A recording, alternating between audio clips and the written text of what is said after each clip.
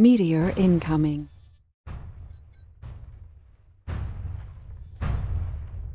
Hello and welcome to a new series of Surviving Mars with me, Murphy. I hope you could see from that nice little introduction. I wanted to set off some fireworks for this first episode of this game.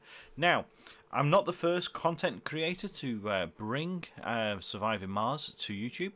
As a let's play, so because of that reason there's been quite a few larger creators being able to release it earlier than our smaller ones. So I wanted to do a little something different, and that was to bring you a game that I've been playing, so I can talk you through what I've learned. So let's just load that up. So the game's loaded up. We're currently sat in the very first dome that I built.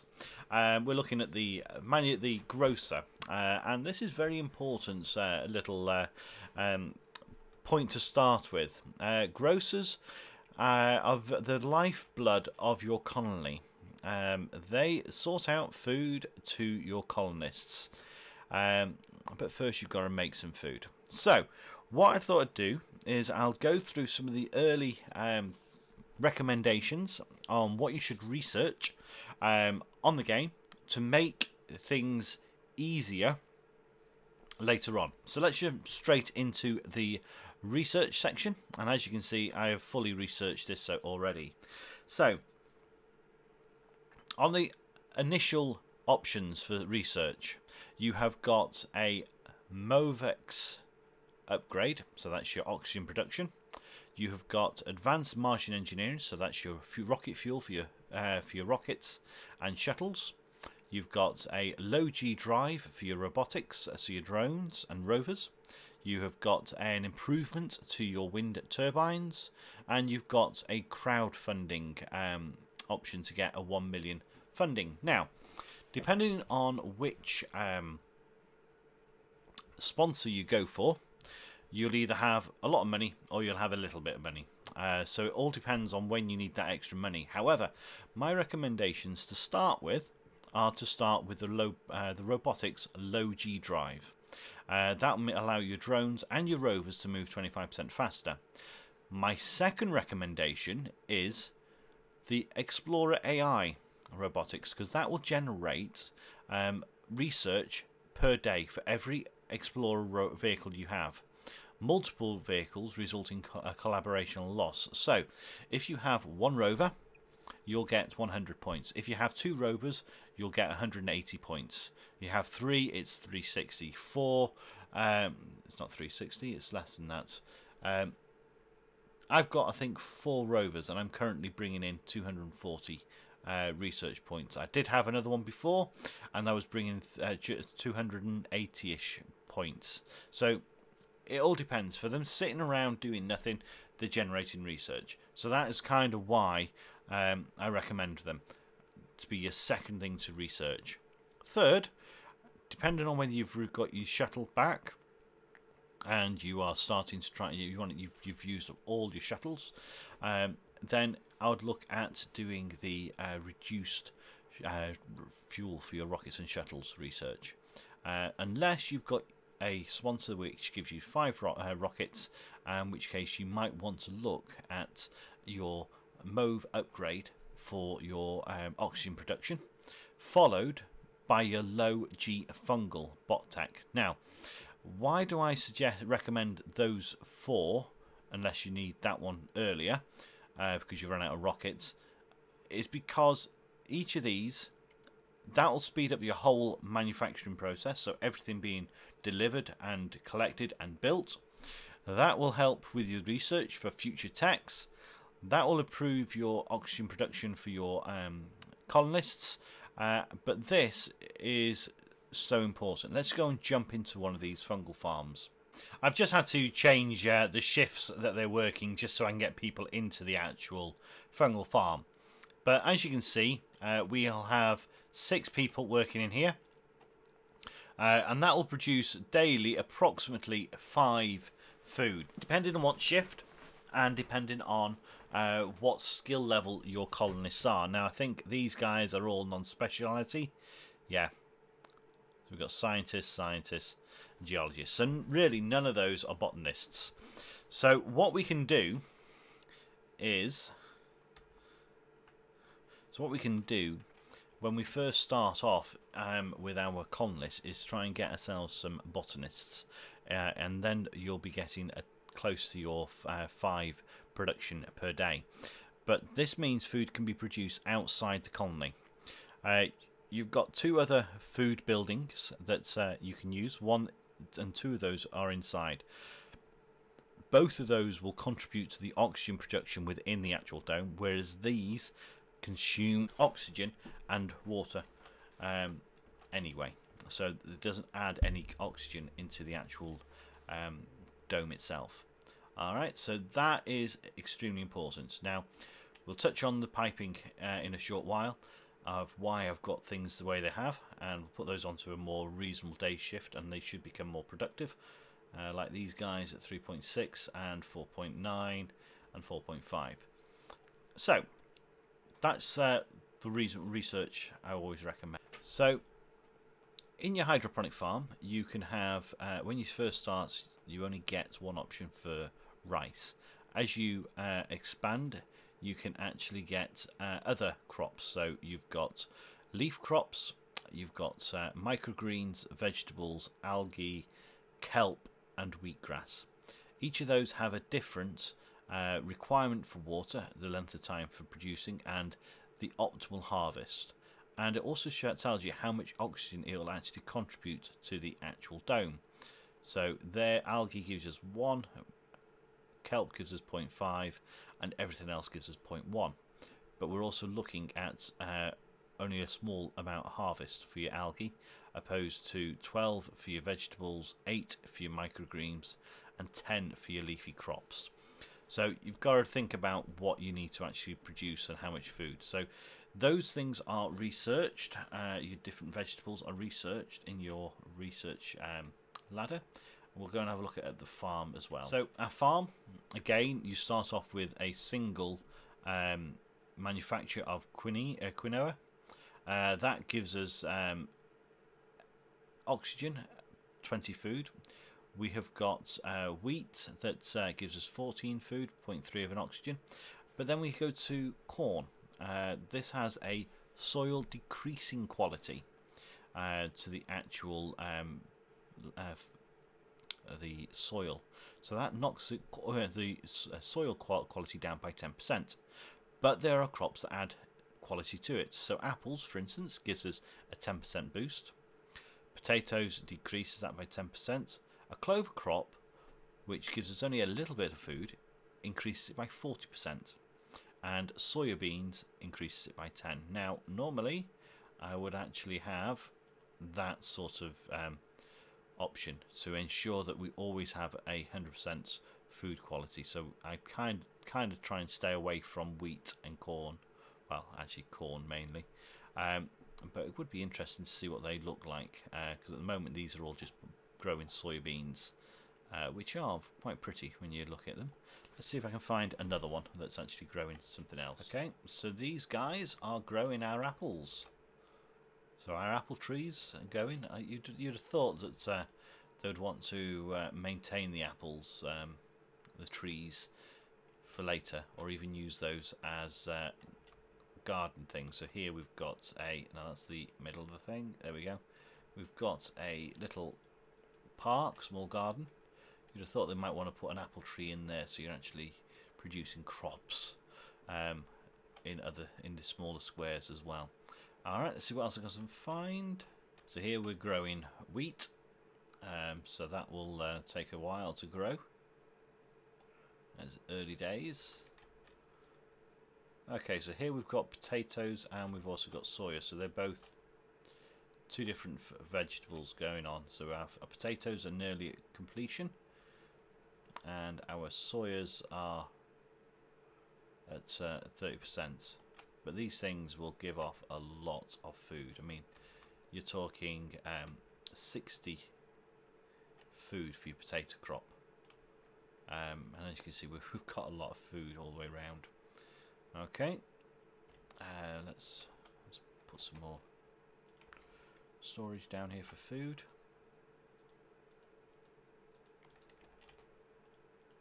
Okay, so that's our food, and as I say, each of those you need to research. So let's just jump into the research tree. So they'll be under the biotechs. So you've got, after you've researched that, you'll have your basics. You've got the next one up is your farm, which allows you to produce it in-house. So here's your first one. Utility crops unlocks new crops for farms and hydroponic farms that provide oxygen and improve the soil quality. Gene adaptation, so that unlocks more new crops. And then finally we have a farm automation, which actually reduces the number of people working in your farms. So those are the farms and what you can actually do with them, along with your hydroponic, your food, whereas it's your hydroponic farm, your normal farm and your fungal farm. Next we'll have a quick look at our electricity. So electricity, I kind of stuck with early to mid game. Well, actually, even late game. This is late game now, and the majority of my power is produced by large solar panels. I do, however, have some wind production, but the reason why I have predominantly solar panels is because early in the game you will find metal all over your map, whereas these things need machine parts to be able to be maintained, which makes them very expensive. So that will only produce us 0.5 more power than these guys, but that will also do it throughout the day, whereas that will only do it during daylight hours. So because that will only do daylight hours, I have used, let's go to my first farm, atomic accumulators eventually, once I researched them. So let's just show you what I was using. That's power accumulators. Now these, let me just drop one down here. We've got many drones working now, so they should get on and make this quite quickly. Okay, so I was using these power accumulators to start with because this is a further down the tech tree. Now these use one polymer. These use one. Stop moving on me. These use one polymer for servicing, and I think it's if that's 46 hours, probably about once a week. Once a week they'll actually need to have some maintenance. So having multiple of these is kind of costly on your polymer. However, it gives you that ability to have your charge restored for use overnight. Once I was able to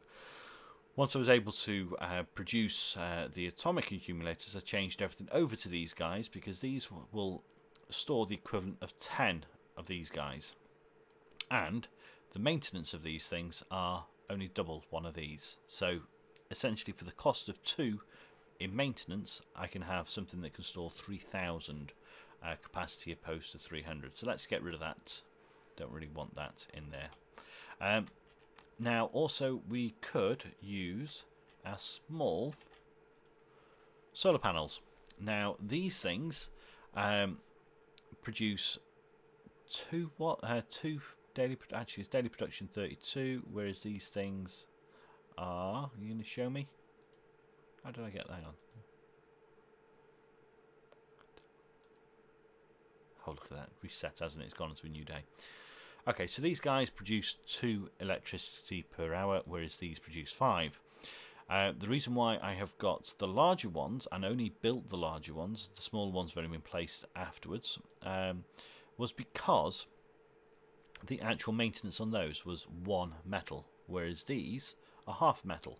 Now if I was to have 3 in a row, I would actually get more power produced during that day than in the same space as one of these larger solar panels. However, the cost would be 1.5 metal opposed to 1 metal. So for that extra 0.5 of metal, you have a balancing effect that you need to think about on your resources, because so early in the game you will be looking to be as run this as effectively as possible, and I found these solar panels to be just that. Now we've also got, if we go to our power, we have, they're the initial small solar panels, the large. We've looked at the wind turbines. We've got Stirling generators. Now Stirling generators are these things. This came up with me as a prefab, and it was one of the first buildings that I actually placed down to power my drone hub and other surrounding equipment. Now it says it produced 10 power, more if opened. I've played this for I don't know how many hours, and I've not seen one of these opened yet. Now I have placed a tribal electrical scrubber over it so it keeps it clean. If I show you a drone hub somewhere else, you'll see exactly what I mean by clean. So you can see there how mucky that is. Okay, and then we go back to this one that's only just within the catchment, and it's actually not that much better, but this looks like it's just been placed there. Okay, producing less power than odds. Yeah, I know, but why didn't you open then? Okay, so that'll, I've only ever, I think, had 10 power out of that a day. I'm going to ignore that pipe leak for the moment. Next thing we've got is fusion reactor. Now if we just go back into our tech tree, so under physics, so we have the low turbine, the low G turbine for your wind power. Then we've got the sensor tower, which we'll talk about in a minute. We've got our Stirling generator, so we can build our own. Then we've got the atomic accumulator, which is early-ish game, which you can actually research. You have an improvement to the solar panels, so they clean themselves. So that also means they have less maintenance. We then have our nuclear fusion, which is the 12th one in, and that means that will produce power 24/7 because it's a nuclear fusion. It'll mean that we'll have power constantly. Now let me just go and find one where I built one. There we go. So these guys have got guys working in there every single day as they run to it. I love the way they run. And they're in. Okay, so this is producing 210 watts currently. It will go up to about 260, I think. Let me have a look at what the thing says. Base production is 200, but we're actually getting more than that. So I've seen it go up to about 265 at running at full pelt. So the base production is only 200, but that will work 24/7. Now that requires electronics to service. Okay, so it's a lot later on in the game where you want to be looking at building those things, because electronics and machine parts are not easy to come by, and to actually build them yourself, it is quite a lengthy process. So just something to think about. What we've got going on here with payload. Are we picking somebody up? Ooh, we're picking somebody up. I love these shuttles. They make things so much easier. So we've got a con list here that is going to relocate, and he's getting picked up by the shuttle to go to his new dome. And he's off. We could follow him, but nah. So that's our little, and there's another person as well. This is primarily because I have all my domes are full. I've got 1,800 people, and I can't build domes fast enough for them. So that's our fusion reactor. If we go to our next option on here, we've got the power cables and switches. Now these are things that are available from the outset, and as you can see here, this was my very first charging area. And every single location has these power switches, and that was because early in the game you have failures, like we had notified before where we had a pipe leak, you have failures on the wires. So if I was to have a battery charger section fail, I can turn it off around it so that power goes to the other ones. Otherwise, I've lost electrical current. And the same for the solar panels. If I could turn certain ones off so that I didn't actually lose energy. Half the time, I would actually produce more energy from the actual solar panels than I was losing in the actual breakage. So it wasn't kind of null and void actually using them on the solar panels. But for the actual at night, when repair was getting done at night, it was quite important because it was taking away energy that was stored, and I didn't have a great deal stored early in the game. Okay, so that is those powers. Now we have got, as I said before, I have researched everything on the Techtree, and one of the things on the Techtree is a microfusion. This is an artificial sun. Now we can only build this once, I believe. Artificial sun. Yep, we can only build it once, so it's technically classed as a wonder. So let's go and have a quick look at that. So it's kind of what you saw at the outset in the background. Go away. This thing, I would warn you, when you've researched it, do not build it straight away unless you have got a lot of water stored up. This thing, this artificial sun, uses a humongous amount of water when it starts up, and I mean a humongous amount. So if we look at our water production at the moment, we have an hourly production of 75. We've got the capacity to produce up to 114 water per hour.